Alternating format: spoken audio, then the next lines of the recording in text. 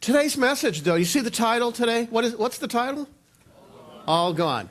Now, whether you remember as a toddler or maybe an infant, maybe you have done this recently to children or grandchildren or to your nieces and nephews, when they're eating something and drinking something and you run out, many times you wind up saying what?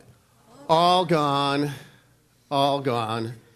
And of course, they look a little dismayed at the moment.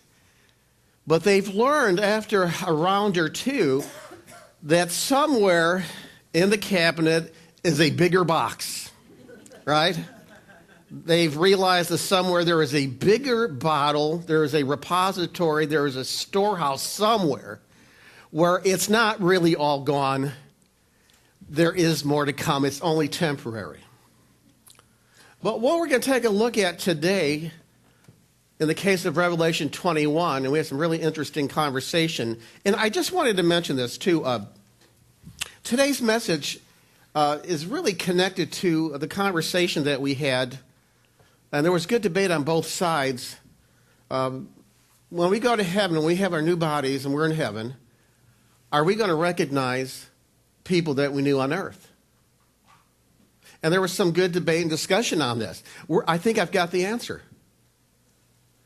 I think I've got it scripturally. Would you like to know? Yes. I'll see you Wednesday at 6:30. Okay? See you Wednesday at 6:30. We'll be there. We're going to take a look at that. As I was mentioning, though, today we're looking at Revelation 21. And after many events, many battles, we have these new bodies, glorified bodies. The church is secure and safe. Satan, the Antichrist, fallen prophet, death and Hades are fallen into the lake of fire, the second death. Those who blatantly refused God, and he actually cursed God as we read in about the tribulation during the Revelation time, all have gone to this eternal punishment. Eternally lasting destruction called the second death. But for us, as Christians, we read chronologically that there's going to be a new heaven and a new earth. New. As the bride and the bridegroom are now together, the consummation of everything God had planned, and in one respect, a restoration to the relationship back to what we call the global Eden. And it is a much different story for us. There are things that we can take to the bank that are sure and not temporary. When we receive this new heaven and this new earth while we have new bodies, like the resurrected body of Jesus Christ, this is forever. Everything else, the first earth and the heavens are gone. Thus the title, All Gone. When we look at the removal of earth and also the heavens, there are three heavens scripturally. We have the heaven where God resides, but then we have the atmosphere. That's one term for heaven. And another one where we look at the galaxies in the universe that are all below God's throne. All these things will be changed. All these things will be changed. All gone. So let's take a look at Revelation 21 and just kind of take this apart a little bit. In Revelation 21:1, we read, "Then I saw," John, "saw a new heaven and a new earth, for the first heaven and the first earth have passed away, and the sea was no more." This word for new is the word kainos in the original language. It's not in chronology. It's not a chronological thing. It has to do with quality. Then I saw a new in quality heaven, and in quality a new earth, for the first heaven and the first earth had passed away. Pick up in verse 2. "And I saw the holy city, the new Jerusalem, coming down out of heaven from God, prepared as a bride adorned for her husband. I saw a new Jerusalem coming down out of heaven, God's throne, the third heaven, because all the others are gone, prepared as a bride adorned for her husband.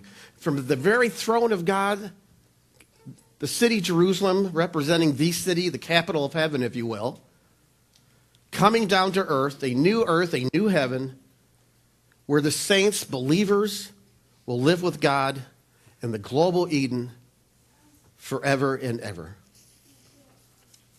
I think this is the place that Jesus says, I'm preparing a place for you in John 14. An eternal place. Let's look at verse 3. And I heard a loud voice from the throne saying, behold, the dwelling place of God is with man. He will dwell with them. They will be his people, and God himself will be with them as their God. And verse 4. But, let's think of this. Unhindered relationship. Unhindered. Unveiled. No separation. No singing. God is watching us. God is watching us. From a what? No. No. Unhindered, mind-boggling relationship with God and with his glory, his presence. It's all unveiled. In verse 4, this is it. This is the verse I wanted to get to. He will wipe away every tear from their eyes, and death shall be no more. Neither shall there be mourning, nor crying, nor pain any more. For the former things have passed away. All gone. All gone. Let's break this down. He will wipe away every tear from the saints' eyes. And I like what John MacArthur writes. He writes, nothing will be sad, disappointing, deficient, or wrong. Can you imagine that? And how fitting for the exchange of Jesus' life for ours. Famous, we should know Isaiah 53, at least part of this. He surely borne our griefs, amen? And carried our sorrows, and yet we esteemed him not. We esteemed him stricken, smitten by God, and afflicted. But he was pierced for our transgressions. He was crushed for our iniquities. Upon him was the chastisement that brought us peace. And with his wounds we are healed. Earlier in Isaiah 25:8 we read, and this is about 700 years approximately before we're reading the book of Revelation. God will swallow up death forever. And the Lord will wipe away tears from all faces. And the reproach of his people he will take away from all the earth, for the Lord has spoken. Fulfillment of Revelation 21:4. We also read, for behold, I create new heavens and a new earth, and the former things shall not be remembered or come into mind. I will rejoice in Jerusalem and be glad in my people. No more shall they be heard in, let me read that again. No more shall be heard in the sound of weeping and the cry of distress. As that new Jerusalem comes down out of heaven, earth and heaven are rejoined, and the very presence of God is with his people. Forever. Because everything that was corrupt, everything that was wrong, sin, everything is all gone. We can't even put our head around such a state, can we? John wrote, Apostle John wrote Revelation, also wrote in 1 John, you're reading 3:2, beloved, I like that because he was considered the beloved disciple of Jesus. Beloved, we are God's children when? Now. And what we will be in the future has not yet appeared, but we know that when he appears, we shall be like him because we shall see him as he is. Perfect glorified bodies when Jesus returns for us. Like the body of the resurrected Jesus Christ himself. Eternal. Without the limitations. Just like the body of Jesus resurrected. So let's go back to Revelation 21:4. He will wipe away every tear from their eyes, and death shall be no more. The last enemy we read in Revelation 20. The last enemy to be destroyed is death. Again, because believers have new bodies, like the resurrected body of Jesus Christ. It's the end of death. No more death, because there's no more sin. No more corruption. All gone. Literally, all gone. Another dramatic and drastic difference from the present world and the future global Eden, of heaven together is that there's no mourning, there's no crying, there's no grief, no sorrow that causes mourning and its outward manifestation of crying. It does not exist. It's all gone. Try it again. All. I'll say it like you were talking to a child. It's all gone. Yeah, all gone.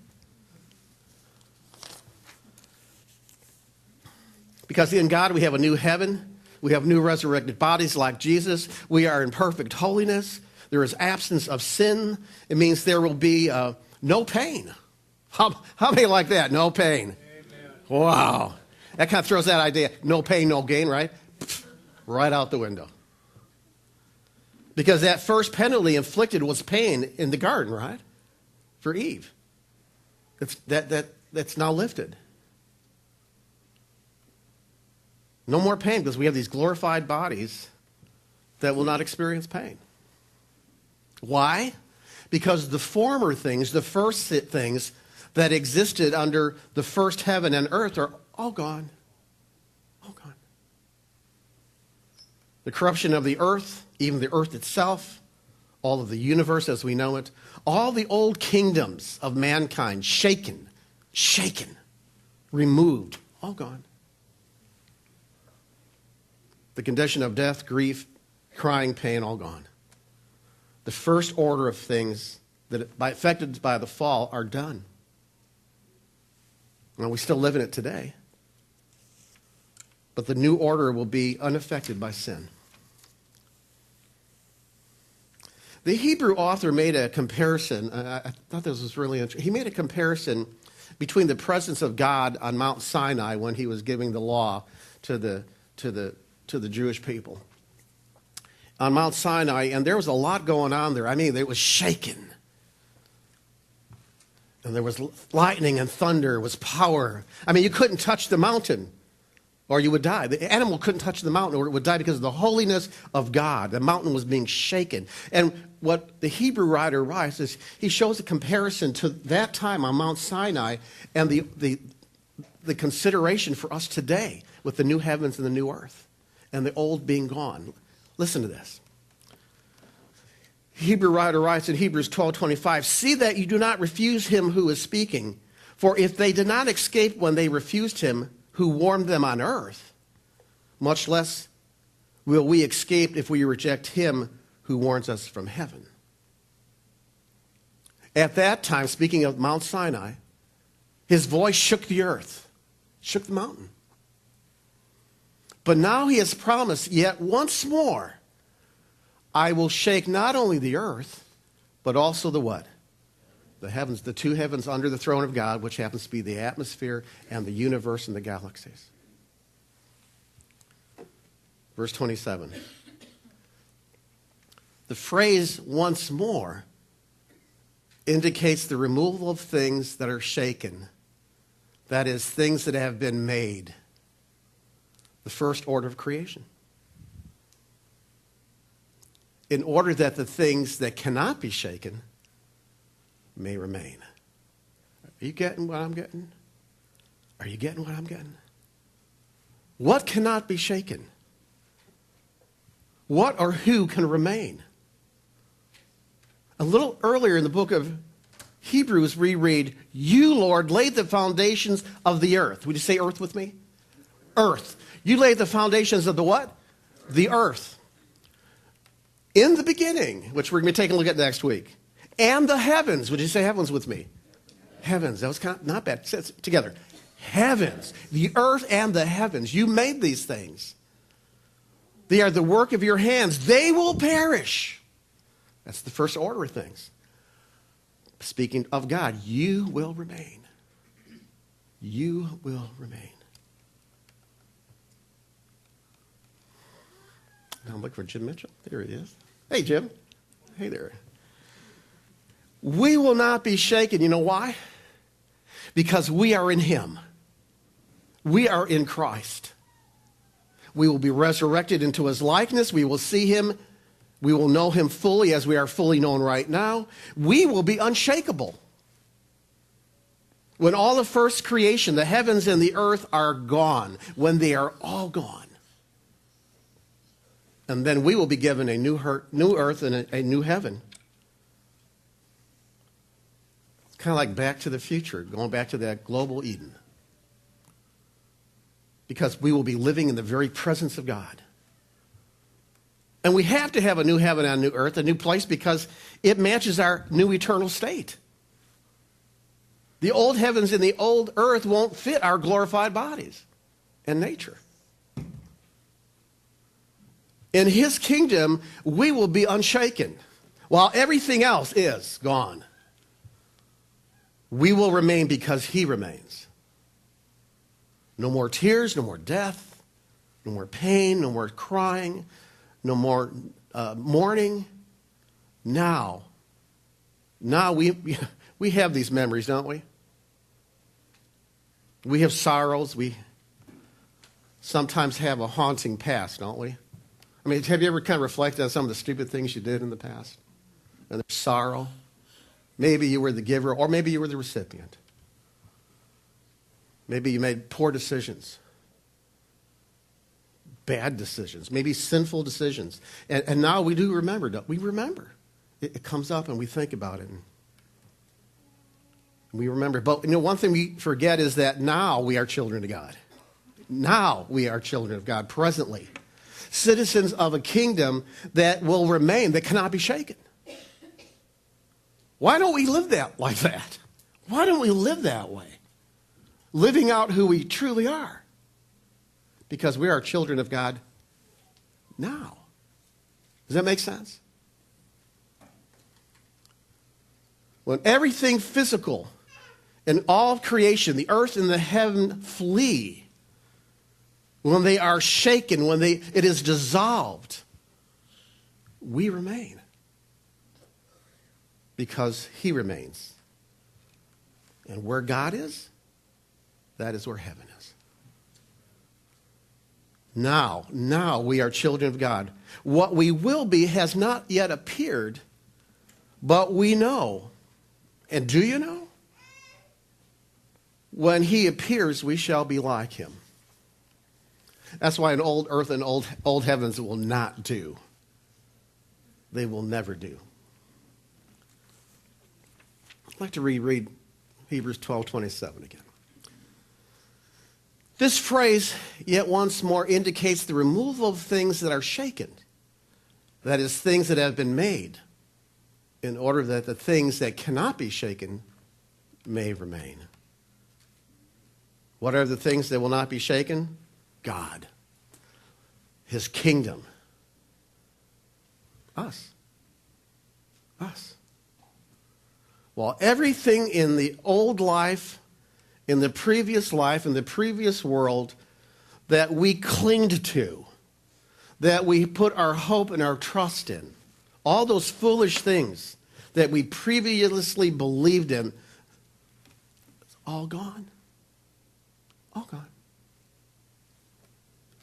And we remain.